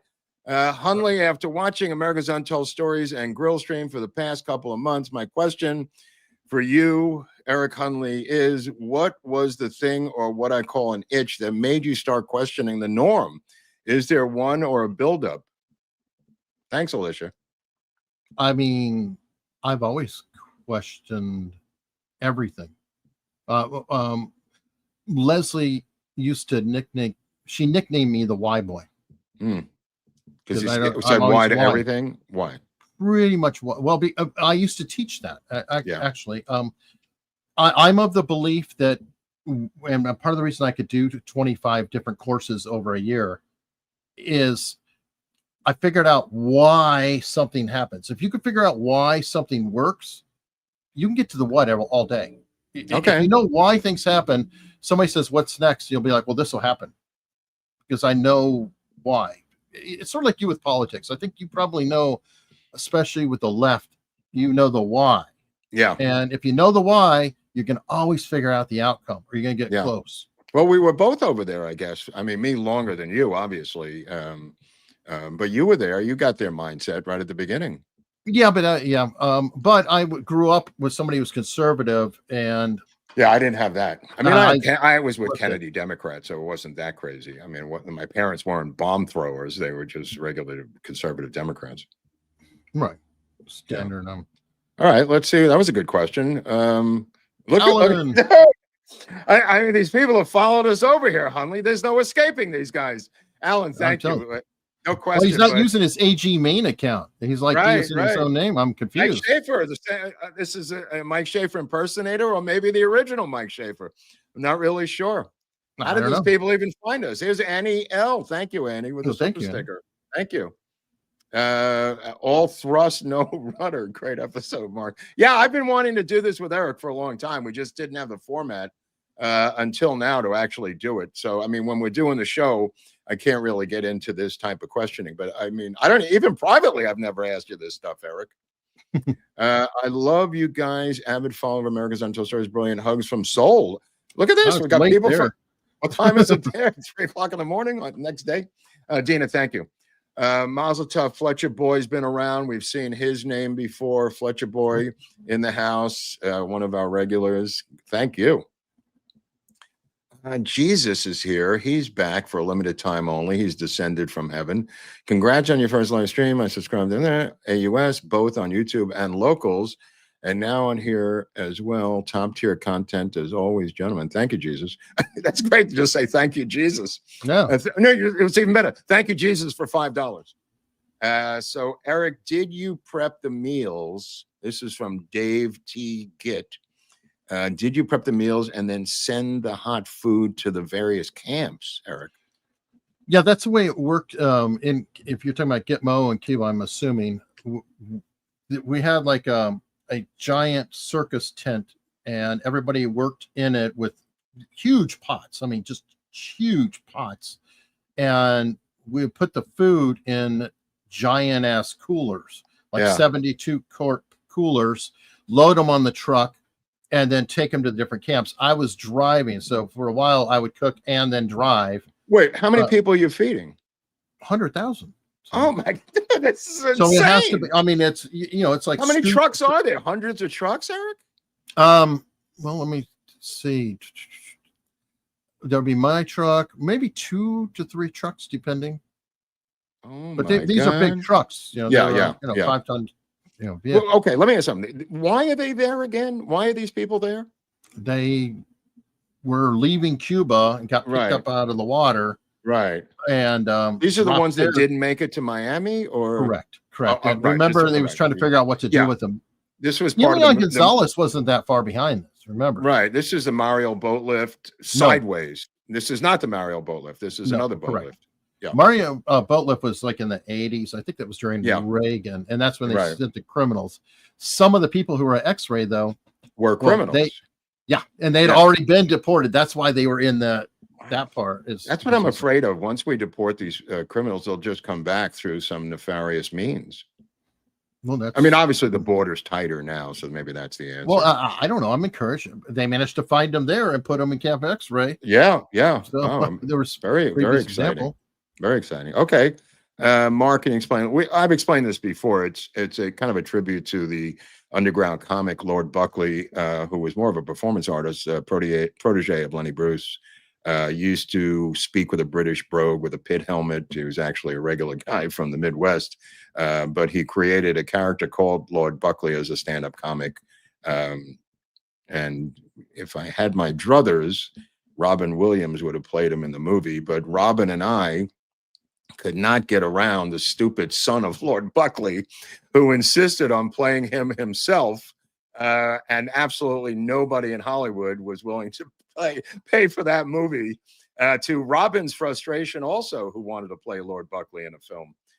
Robin knew a lot more than I did about Lordbuckly, I'll put it that way. But Robin and I both tried to get it made, and the kid was just a knucklehead, and still, I think, performs one day a year as his own father, doing his own material. Thanks, Deep Pocket. I hope that helps. Anthony Madison, Trump's fault. Everybody knows that. He has been blamed for the lack of gravity on Pluto now, I think, and anything else we could find. Thanks, Anthony. Thank you. Brad Wilson, any relation to Brian Wilson? I don't know, Eric. Enjoyed the show and had my doubts since I watch you twice a week. Eric, what is your next idea for new content? I have multiple channels. So he's got a lot of channels. I've got a James Lindsay interview that I'll be dropping probably tomorrow. I was going to put it out today, but we went in there, talked about the woke right. He did name names. Okay. I don't know what kind of doubts he had. I have my own doubts, but this guy's doubting that I could even pull this off. Thanks, Brad. Yes, I don't know. Oh, okay, wait, Hunley, what explains the peanuts fixation? Is there something that you like about peanuts? I wear A1 F8, by the way, $10. That's Otto, by the way.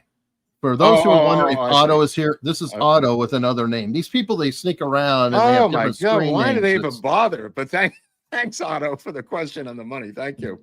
But is there a fixation or something, or no? I just think Peanut and Snoopy is cool, and I wear shirts, and there is probably a little bit of one in the sense that every year during wait. I Christmas, thought he meant the food. You're talking about the cartoon. The cartoon, yeah. Oh, I'm sorry. Go ahead. I'm sorry. Because I'll wear like Snoopy t-shirts. Right. My watch face has Snoopy. Yeah.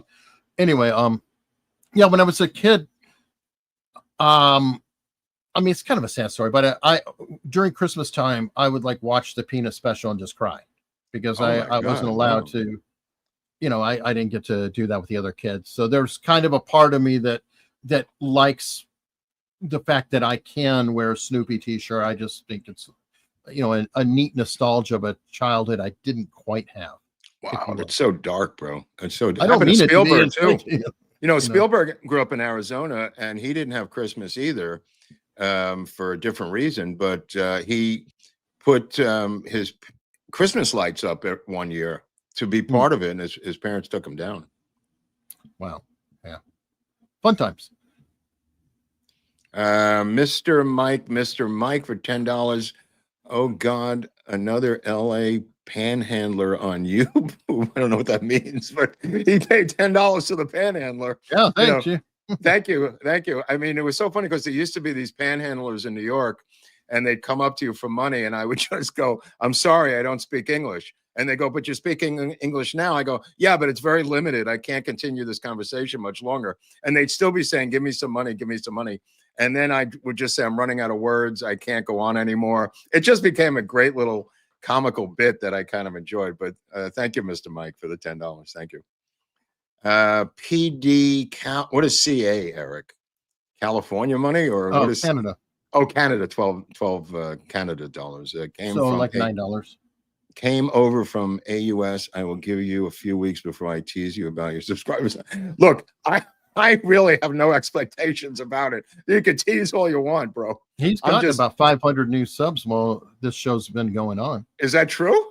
Yeah. Oh my God, that's something. Okay. Yeah. Thank you, PD. Dog Nose 2 for $1.99 with absolutely no question. Couldn't care less. Just can't get rid of that $1.99. Much obliged, Dog Nose. Let's see what else we got here. If we got any questions from Hunley or about me or about Hunley. Look, it's all the same people, Eric, that we have in America's Untold Stories. It's got Chris Banks and all these people coming over. Please hit the like and subscribe buttons, as it helps the algorithm. If Eric says it does, I believe him. I don't know anything. Everything I've learned, which is not much, it's been Hunley trying to teach me what to do on YouTube. And I didn't even know how to turn this thing on, when Eric first had me on the show. Obviously know a lot more now, but I mean, I did not know how this machine worked. I could be the poster boy, Eric, for Boomer. If there was a poster boy for Boomer, that would be me. Sound fixed. Get this. Oh, let me ask you something. The sound we've dealt with, the sound seems to be okay. That was an issue for a long time. But Eric has single-handedly gotten me to upgrade almost every single technological thing in my home. From cameras to microphones to lights to plugs to things glow in the dark. Every backgrounds now. There's stuff on Apple that on Amazon that I purchased. Anything electronic, Eric will immediately tell me which one to purchase. That's the best value and best efficiency for money. Stephen Dodd is another guy I've seen before on America's Untold Stories. Eric, welcome, Stephen. I don't know how many people are going to watch this, but we're going to try to do something every Wednesday with a different interview format like this. Eric and I will be on, of course, on Friday. We have 720 watching right now, which is a high number for a first live stream. Is that true? Yes. Okay, here's one of our guys, Dustin Russell. Yeah. I know this guy, $4.99, Dustin Russell.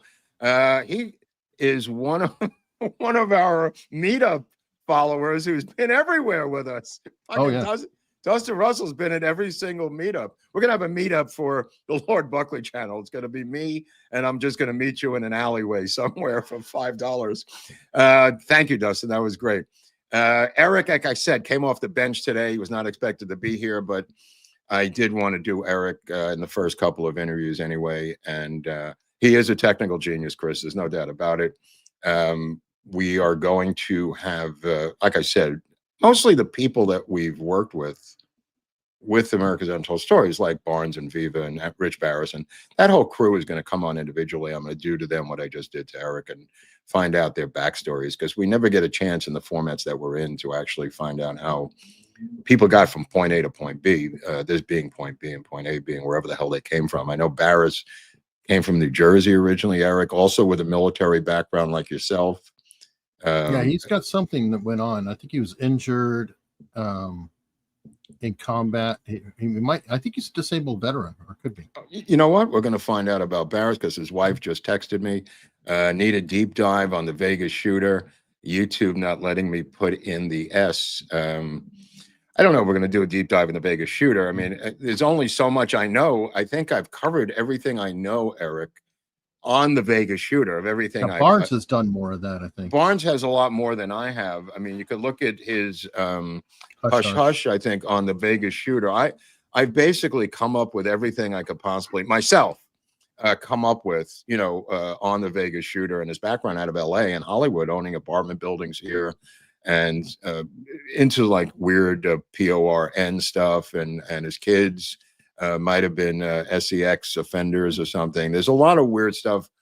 And his father was a major felon, right? Yeah, no, that's what I meant. Yeah, the father, Mike Schaefer. How do I buy a membership? You're asking the wrong guy. I don't think it's available at this point. YouTube will make it available for Mark at a point. They'll make weird. it. So you might be able to offer it right now in your background. We'd have to talk, but yeah, YouTube makes things available like merch shelves and different things at different status points. Right on. Robin Christmas. Merry Christmas, Robin. Thank you. I don't know what the 25's for, but that'll go towards the next super chat. Yeah, what's that? It's the year. It's the whole thing's a year. See, that's why I'm me and he's him. I'm a mental retard. Okay, does anybody have any extra questions for Hunley before we begin to bail out of this show? And it's like last call in a bar, Eric. You know, when the people are sitting there. Last call when I was in a bar, we just went berserk because they would give us stuff to take with us. You know, you were able to buy a bottle or a six-pack. Yeah. You know what I mean? And then you could leave with all that crap. Yeah, I never had that privilege, but I've heard of it. You know what I'm talking about, right? I know, but I never had that ability.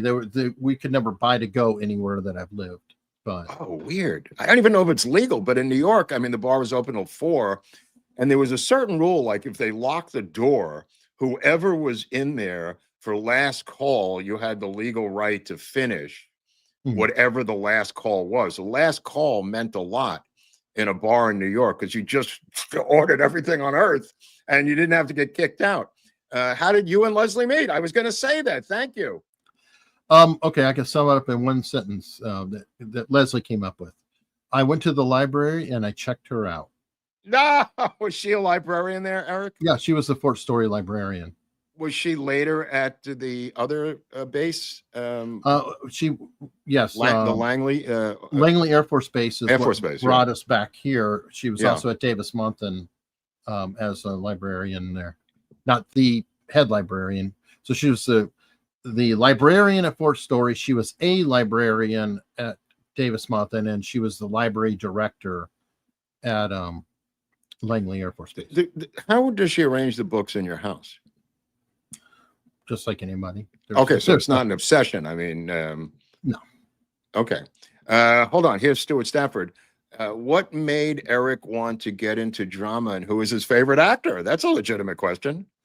I wanted to get into drama just to be somebody. You know, I mean, as a kid, I was, playing with the girls early on when I was growing up because I was sick all the time and I wasn't cool or anything else. I just wanted to be cool.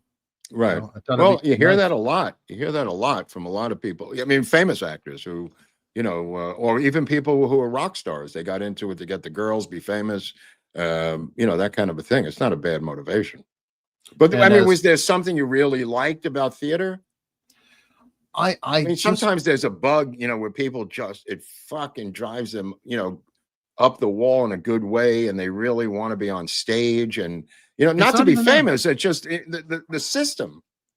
I wanted to have a voice. Oh, interesting. I don't, and that's a funny thing, because it could have been a politician, it could have been a reporter, a journalist, or what. I wanted to have people actually want to listen to me or want to pay attention to me, Right. in some way or another. Right. As odd as it is. And as far as actors go, it used to be James Woods. So probably interesting. I'll go with James Woods. James Woods is pretty crazy. I've met James Woods 1 or 2 times with Oliver. He's a little nuts, but fucking great actor. That's for sure. And a genius. Mad genius. And what about Paul Giamatti? Do you like him? No. You froze on me. No. I said, do you like Paul Giamatti? It would seem like that would be an actor. Oh yeah. He's a great actor. Right. Sure. I don't just trying to cherry pick who you might like. One actor I like a lot who surprised the shit out of me is Robert Patrick. Robert Patrick, really? Well, okay, the reason is, everybody knows him from T2, right? Yeah. Well, he was also in The Sopranos. Yeah, a little bit. Well, guess what? I had no idea he was in The Sopranos until like 3 episodes in, and we looked the guy up, and I was like, "Holy shit, that's Robert Patrick!" Anytime somebody disappears and I don't recognize them, they're so absorbed. Like, I admire the hell out of Tom Cruise for what he did in Tropic Thunder. I thought that was that was amazing. Insane. That was an amazing turn. Yeah, I know Robert Patrick, and I know his brother Richard Patrick out of Chicago, who is a rock star. Nice Gun. Hey man, Nice Gun. I forget the name of the band. Filter. Yeah, Richard Patrick and Filter. And Robert. They don't even look alike, but they're brothers. I know both of them separately. Yeah, great actor, man. Great freaking actor. Let me see. I would have ruined the... Oh, here it is. Nate Morris, 925 with some sort of Sicilian pizza. 666, obviously Satan's phone number prefix. I would have ruined the Santa Claus illusion for everyone if I wasn't allowed to celebrate Santa Claus Christmas. LOL. Great show. I don't know how you ruined the illusion. They just weren't celebrating, right, Eric? Oh, I was made aware very early that there was no real Santa Claus. But I was like, how about the rest of the damn season? I mean, you just wanted the prizes and gifts. Yes. Right. Okay. Well, it got even better because my cousin would come over every year because we would have a dinner during Christmas, and he would bring his toy. Oh my God, that's so cold. And that was really fun. So I got to see all of his freaking pile of toys. And the equivalent, the only equivalent I could say is on Hanukkah, you're supposed to get a present every night. And I got a present the first night. All the presents were the first night. And that was it. So I said, "Ma, you're supposed to get a present every night." She goes, "Tough break." And then when I had a bar mitzvah, I had a rented tuxedo, and she had a checklist of who gave money and how much they gave from the invitees. There was one aunt that was missing, Aunt Sophie. She didn't give a check for some reason. My mother cut open the lining of the jacket looking for a missing check from Aunt Sophie, who turned out didn't give a check and was banned for life from any family function ever again. Wow. So that was my religious experience with gifts and prizes. It didn't go well. Okay, last call. If you got a question for Hunley, you got a super chat, you got something on your mind, don't come to us after the show's over bitching and moaning, freaks. It's got to be now. Oh, here's something. Joel Braun. Eric, if you were to interview Mark, aka Lordbuckly, what would you ask him first? I think he has interviewed him. I have interviewed him a million times. That's the whole point of this, bro.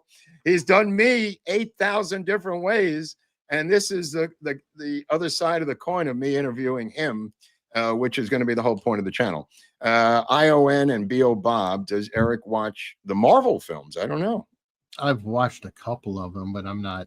Well, you're a big Star Wars fan, from what I remember. No, not really. Okay. Well, you're kind of bitter that they blew up the entire franchise.